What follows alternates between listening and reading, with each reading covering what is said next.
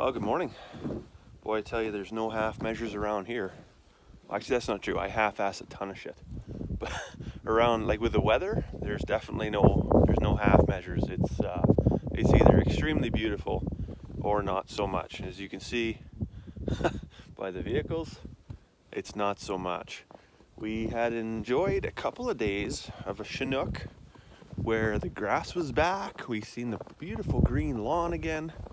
But now we're under this blank white canvas. I'm in the shop actually just waiting for the truck to warm up. I'm just gonna grab some grain for the sheep. I command started the truck twice this morning. Yeah, doing my part for the environment, right? But the window's still all frozen up. Not even because it's that cold, we just got that much snow, so I brushed it all off and got it started up again. We'll get it warmed up. The Ram Lambs has a beautiful, no-cost, low-cost sheep shelter. Look out this morning and it appears that they haven't used it. They've just sat out in the snow all night because they've all got like 3 inches of snow on their backs. I don't know, I'll have to give them a few more scoops of grain, I think, in that shelter just to kind of get them trained up to maybe go in there, and then they'll realize eventually that, oh, it's actually kind of cozy in here. But yeah, back to grass. So we had grass for 2 days. It was amazing. And I usually actually hate grass. Like grass is a monoculture in most societies, and it really serves little to no purpose other than aesthetics. So here on the farm, we have a ton of grass in the yard site that doesn't exist as a monoculture. And you might be wondering, well, how can that be? If you have a lawn, how could it not be a monoculture? So a monoculture is really where it's only used for one purpose, and that's why I say it's only aesthetics in most, I guess, residential settings. Here, it doesn't provide a food source for livestock so much as it provides an environment for insects and a food source for the chickens. So the insects, they do their work in and around the lawn. Chickens eat the insects, chickens eat the grass. Chickens produce eggs, which in turn feeds us. Win-win. In fact, earlier in the year, we had meat chickens that went around in a chicken tractor all around the yard site and kept the lawn mowed for us, which is good because the John Deere ride-on lawnmower is just an absolute piece of crap. And every time you get on it, it breaks down. So we need the chickens to help us out there. But yeah, if you have a lawn and it exists only for you to mow it, really, it doesn't serve you any purpose at all. It's merely just a canvas in which, to not have mud or dirt. So that doesn't really benefit you at all. Which kind of brings me to my next point, and about like food security, or even just food cost, and how many miles are on your food. Like if you go to grab something off of the shelf in your pantry or out of your fridge, look at the list of ingredients first. Are there words that you can't pronounce in there? And if there is, there's something wrong with that. Secondly, look at where it was manufactured or where it was packaged, and think about how many miles that food had to travel in order to get to you versus what you paid for it. Now, if you think, could I drive that far and get this product for what I paid for it? And those numbers are hugely skewed. Chances are, you really need to be concerned with quality of food and how that food is processed and packaged. Is it really good for me? As opposed to being able to purchase locally grown, locally sourced, minimally transported food. One of those options is just as simple as tearing out a section of your lawn and growing your own groceries, essentially. So have a garden, have a fruit garden, have a vegetable garden. Not everybody can have 10 backyard chickens and a goat.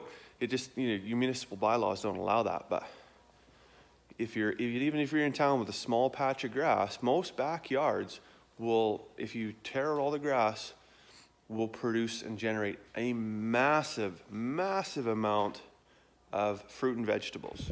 Anyways, I don't really hate grass. Grass gets a bad rap. I hate the way grass is used or misused, I should say, in the form of the conventional lawn, as opposed to the way nature intended it. So when you think about carbon sequestration and how that's viewed by the general public. When you think about, I need to pull carbon dioxide out of the atmosphere, what's the best, most efficient tool to do that? 99% of people are just going to say, plant a tree, plant a tree, plant a tree. And they're not wrong. Trees are very effective at sequestering carbon from the atmosphere. But are they the most efficient? So if you're to take a tree and, without cutting it down, weigh it. So say that tree weighs 10 tons.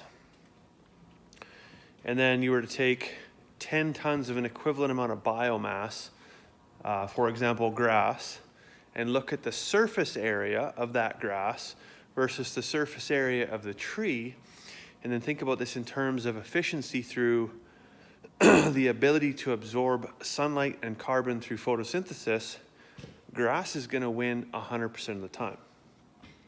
The other thing grass is going to do as opposed to the tree, well, okay, so how long does it take to grow a 10-ton tree? We're talking 40, 50, 60, maybe 70 years in some cases. In order to grow 10 tons of grass, we could be talking as little as 3 to 4 months. You know, granted that the space required to do it, 10 tons of grass, is more than the space that's, you know, obviously required to grow a single tree. But and you think about the time frame in which it becomes available, grass is 100% more efficient every single time. So here's the big problem with grass. Grass is not as efficient throughout its growth cycle as a tree would be. A tree is, you know, maximizing efficiency from 5 years right through to 20 years. There's a 15-year stretch there where the tree just goes whoo, and it is absolutely, you know, pure efficiency, just soaking up moisture, soaking up carbon, and delivering that back into a carbon sink in and of its own material, as well as in the soil surrounding its root structure. So now grass, because of a shorter life cycle, which we have to be conscientious of here, especially when we're talking about lawns, when your homeowners association makes a comment about the length of grass in which you can keep it being 1.16 inches or whatever the arbitrary number they come up with, generally what your lawnmower is set at is not at a healthy, I shouldn't say healthy, not at a healthy for the environment. It's maybe healthy for the type of grass, but not healthy for the environment height. Now, what am I talking about here? So when grass grows, it's going to go through 3 phases. It's going to go through a juvenile stage, an adolescent phase, and a mature phase. Very similar to what human beings do. So in that juvenile phase, there's definite growth, but then there's a massive spurt through that adolescent phase. And then once it reaches maturity, there's really, not a lot of anything, and it begins to work towards its decay. So we want to keep the grass in that adolescent phase in order to maximize carbon capture. So how this works is because you've got multiple strands of grass coming off of a single plant, and it's longer, it's able to maximize photosynthesis. Whereas short grass is only this long, you're really not getting much surface area exposure, thus reducing the amount of carbon that it can pull back into the plant and into the root structure and into the soil. So long story short, if you want to save the planet today, start by growing your own groceries. Plant yourself a vegetable garden or a fruit garden. And if you're going to mow the lawn, maybe just let it grow a little bit longer. Anyway, I got to head out and feed the pigs and the rest of the sheep and the chickens. So I hope you have a fantastic evening. We'll see you tomorrow.